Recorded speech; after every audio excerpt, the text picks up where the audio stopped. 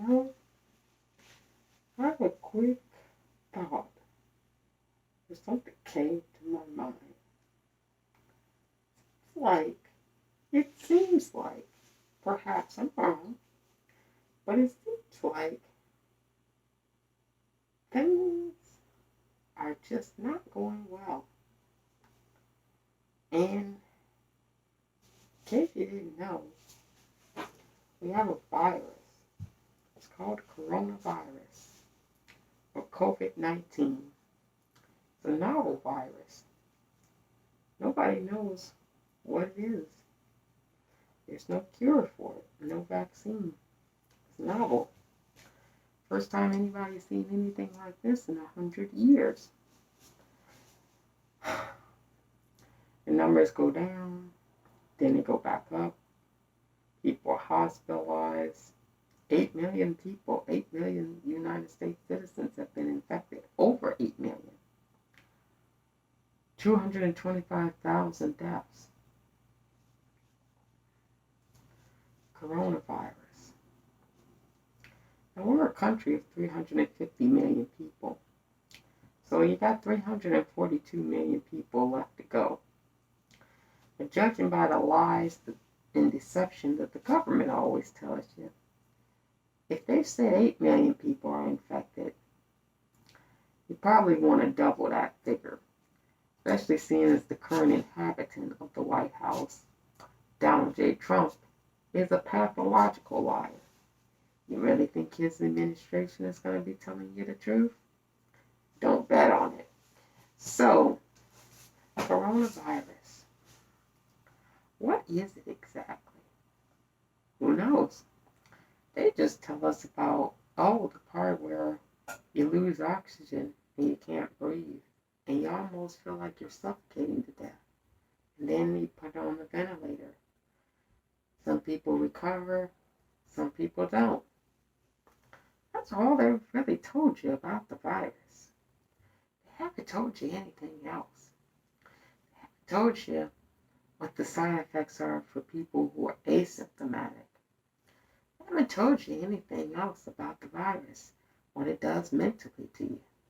I mean, if it's so contagious and it's quite deadly to people who have autoimmune issues, well, you got to keep asymptomatic people away from people who have autoimmune issues or who have pre-existing conditions. What's the best way to do that? Well, you got to keep them in their home. Everybody's got to quarantine. Everybody's got to shelter in place. Because nobody knows if they got it or if they don't have it. And you wouldn't want to infect someone if you do have it. Now, there are methods to go about preventing the spread. You can remain 6 feet away. You can wear a mask. You can frequently wash your hands. Those are all things that our Center for Disease Control has told us we should do or recommended. And those are all smart things. And I highly recommend that each and every one of us do those things. But it doesn't solve the main issue, this nagging on board mostly white men's minds, which is, when am I going to get out my house and not have to deal with this nagging woman of mine that I still think that I own? Because white men, the whole notion of ownership, that kind of thing never went away with them. So, yeah, kind of bored. Now, I'm not sure if you heard about the dudes who got together in Michigan, formed a rogue terroristic militia, and decided they wanted to kidnap the governor of Michigan, who happens to be a female governor, and they sort of kind of wanted to drag her out and do sort of kind of a mock execution or mock trial where the verdict was already predetermined, guilty, as they so uneloquently would have charged. Wouldn't you happen to know all of those men happen to be white men? Taking orders from a woman, well, can't have that in a patriarchal Christian society. So, yeah, a little bit upset they're having to be stuck at home with their wives or their women folk that they don't want to be at home with. So, what comes next? Well, boredom sets in, and you plot and you plan. Let's try to kidnap some governors. Oh no, that one's a little too far-fetched. Let's plot, let's plot a race war. Because I don't like, excuse my language, those in people. Or, the colored people. Or, the black people. I don't like them. So that's step number 2. Let's plot a race war. Well, how do you go about plotting a race war?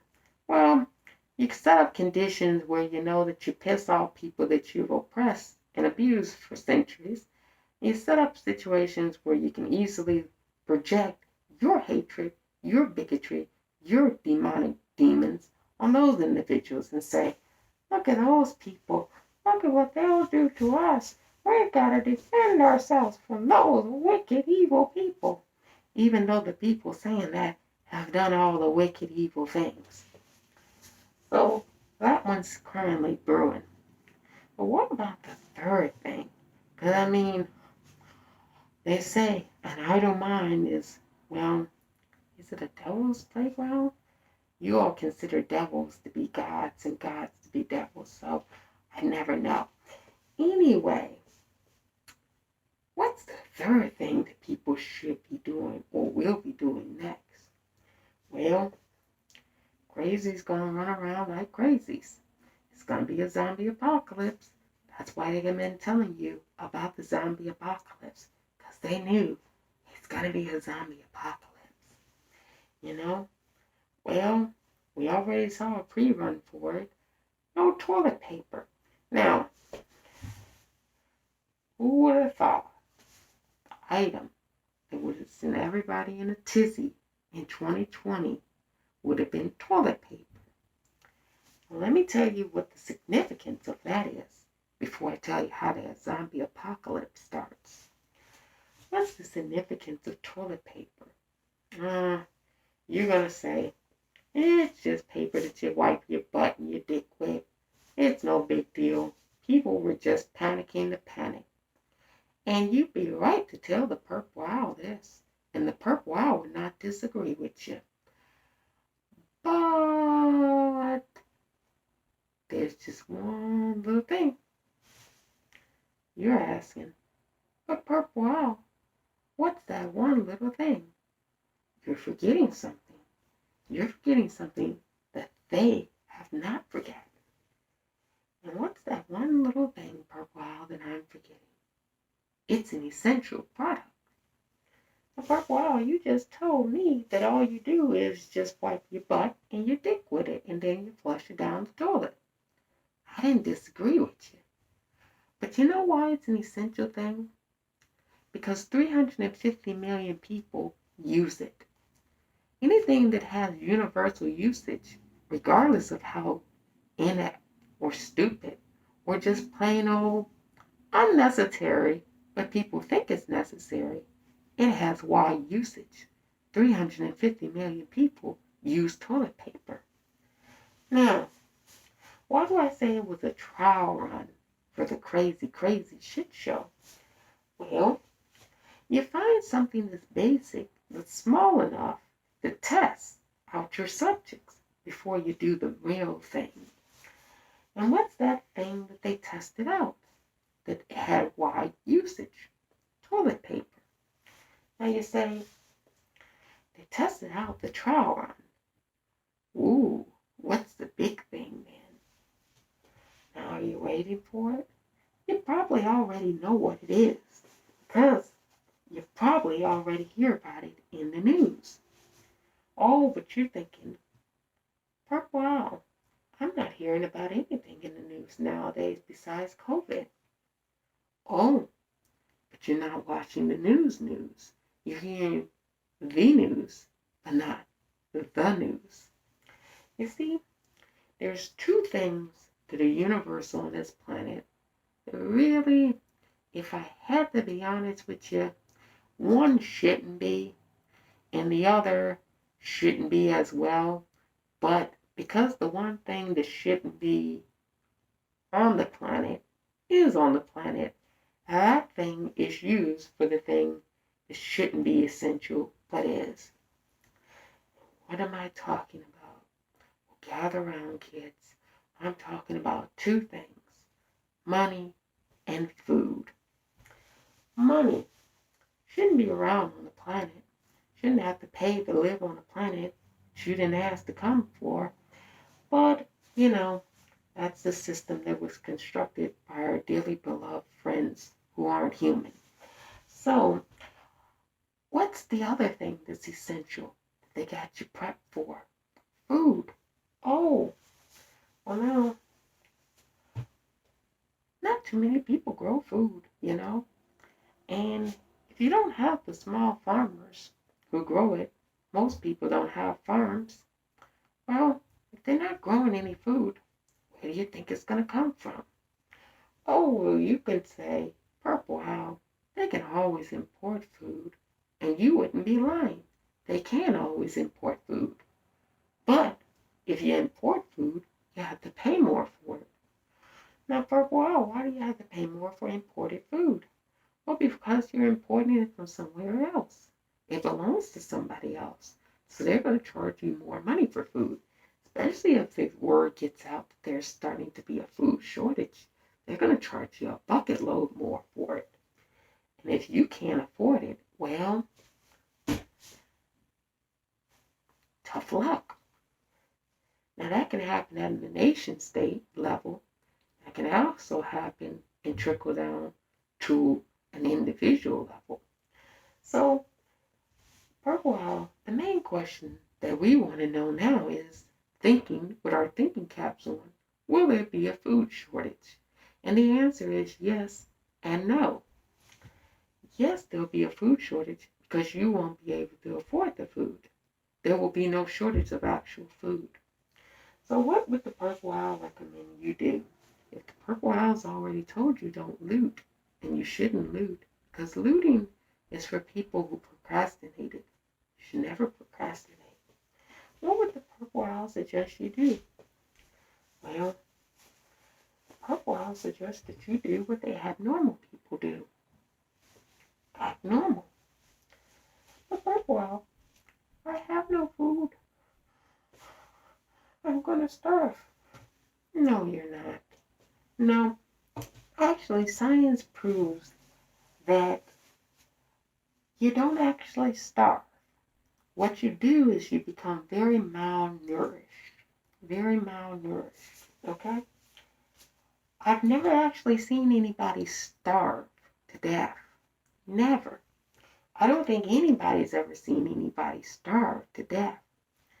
That's not something that's quite seen. Now, here's what you do have, or what is seen. People become very malnourished. And they get ill and very sick. And sometimes they die from that because they don't get the balance of nutrients that they need. See, each body has an index of nutrients that are needed in order for it to run. It's called fuel. Just like you put fuel in a gas car.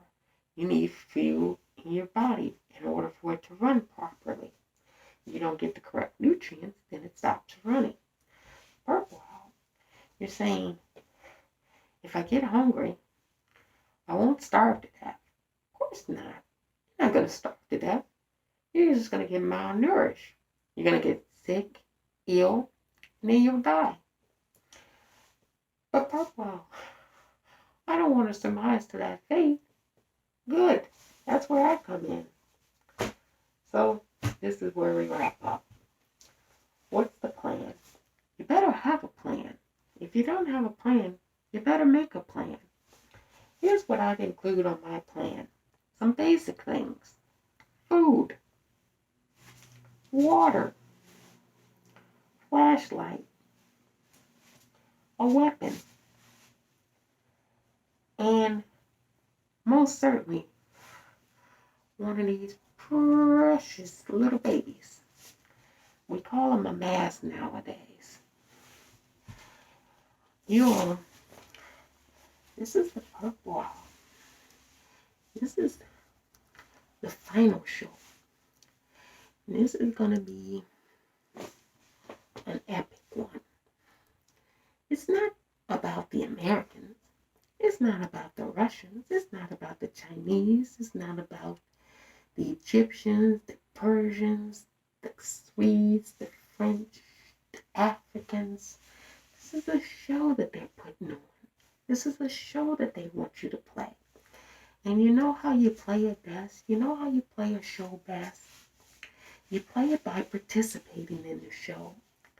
But you know, they didn't expect the little purple owl. They didn't expect this. Let me tell you something. The show is going to get quite interesting, regardless of whether the purple owl is around or not. And I think that the participants, get this, are actually going to win a prize. You know what the prize is going to be? I think the participants are going to win a prize for a stellar acting job.